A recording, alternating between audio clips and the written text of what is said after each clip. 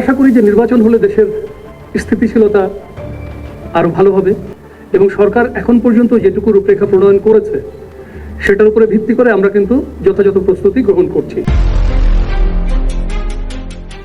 বর্তমানে বাংলাদেশকে বাইরে থেকে শান্ত মনে হলেও দেশের ভেতরে ভয় বিরাজ করছে। সরকারি অফিসে বসে সরকারি কর্মকর্তারা ফিস করে কথা বলছে।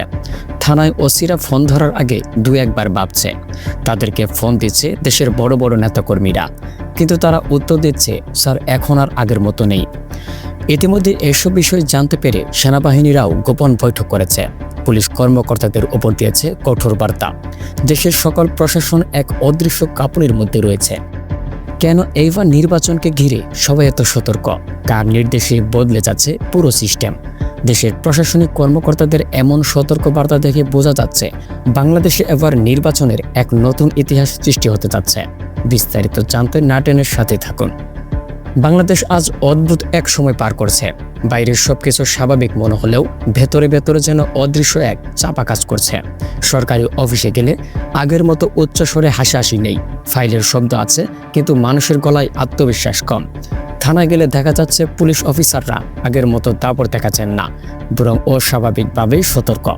ফোন এলে একটু দূরে গিয়ে কথা বলছেন, যেন ভুল কিছু না বলে ফেলে।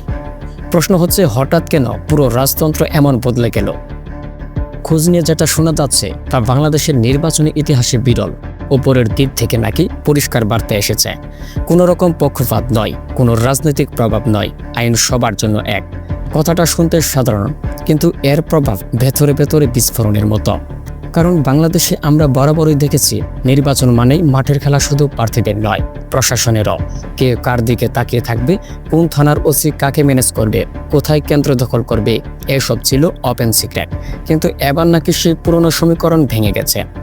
পুলিশের ভেতরের সূত্র বলছে, উচ্চ পর্যায় থেকে এমনভাবে সতর্ক করা হয়েছে যেন কেউ ধরা পড়লে চাকরি তো যাবে, সাথে আইনি ঝামেলাও হবে। আর একটা জিনিস প্রশাসন খুব ভালোভাবে বুঝেছে, এখনকার মানুষ আগের মতো না। সবার হাতে মোবাইল, সবার হাতে ক্যামেরা। একটা কেন্দ্রে যদি গোলমাল হয়, ভিডিও সোজা সোশ্যাল মিডিয়ায়। তারপর পরিস্থিতি কার হাতে থাকবে কেউ জানে না।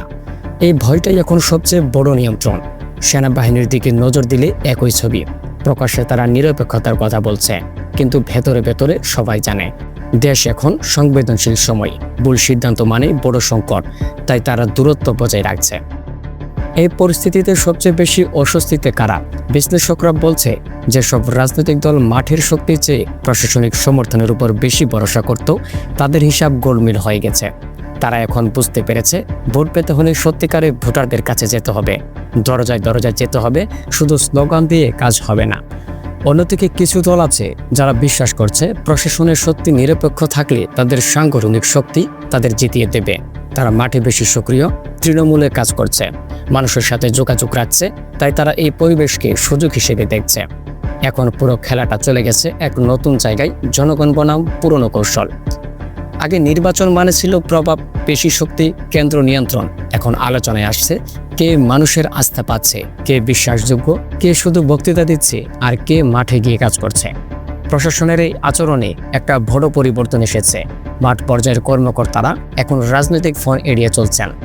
আগে যাদের সাথে নিয়মিত যোগাযোগ ছিল, এখন তারাই বলছেন, স্যার ওপরে থেকে কড়া নির্দেশ রয়েছে। এখন এই একটি বাক্য হিসাব পাল্টে দিয়েছে। কিন্তু বড় প্রশ্ন এখনো রয়ে গেছে, ভোটের দিন কি সত্যি এই নিরপেক্ষতা থাকবে, নাকি শেষ মুহূর্তে চাপ আসবে? বিশ্লেষকরা বলছেন, এবার নির্বাচন শুধু রাজনৈতিক দলগুলোর না, প্রশাসনেরও পরীক্ষা। জনগণ দেখবে আইন শৃঙ্খলা বাহিনী কাদের পাশে দাঁড়ায়, জনগণের না পুরনো প্রভাবশালীদের। 2024 সালের ঘটনাগুলো প্রশাসন ভুলে যায়নি। জনগণের শক্তি কেমন হতে পারে তা সবাই দেখেছে, তাই এবার কেউ ঝুঁকি নিতে চাচ্ছে না। এই কারণে পুরো দেশ এখন এক অদৃশ্য টানবান উত্তেজনা। বাইরে শান্ত, ভেতরের চাপ। সবাই অপেক্ষা ভোটের দিন কি হয়। এবারে নির্বাচনে যদি সত্যি নিরপেক্ষ হয়, তাহলে বাংলাদেশের রাজনৈতিক সংস্কৃতির বড় পরিবর্তন শুরু হতে পারে। আর যদি না হয়, তাহলে হতাশা আরও বাড়বে। সবশেষে বিষয়টা এসে দাঁড়ায় এক জায়গায়, ক্ষমতা কার হাতে যাবে সেটা শুধু দল ঠিক করবে না, ঠিক করবে মানুষ। এবার মাঠ সমান হলে জিতবে কে? যার পোস্টার বেশি, না যার উপর ভরসা বেশি? বাংলাদেশ তাকিয়ে আছে, প্রশাসন সতর্ক, রাজনৈতিক দলগুলো চাপে, শেষ কথা বলবে ব্যালট। আর সেই ব্যালটের শক্তি জনগণের হাতে। এবারের লড়াই দল বনাম দল নয়, এবারের লড়াই ভোট চুরি বনাম জনগণ। প্রশাসন কি সত্যি নিরপেক্ষ থাকবে, নাকি শেষ মুহূর্তে আবার বদলে যাবে খেলা? বাংলাদেশ তাকিয়ে আছে, ইতিহাস লিখবে ভোটের দিন, আর সেই ইতিহাসের বিচারক আপনি, জনগণ।